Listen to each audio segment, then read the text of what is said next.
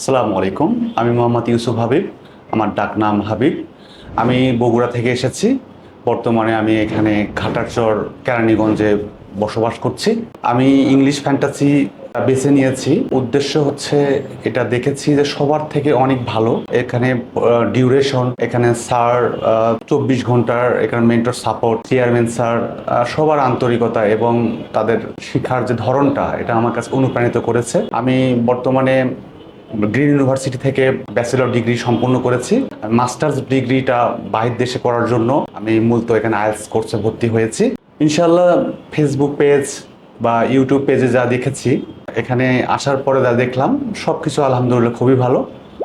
পরিবেশ ওভারঅল আলহামদুলিল্লাহ। ইনশাল্লাহ আমার তীব্র ইচ্ছা আকাঙ্ক্ষা এবং স্যারদের সাপোর্ট থাকলে আশা করি আমি অবশ্যই আমার ব্যাড স্কোর যে লক্ষ্য সেটা পৌঁছাতে পারবো ইনশাল্লাহ।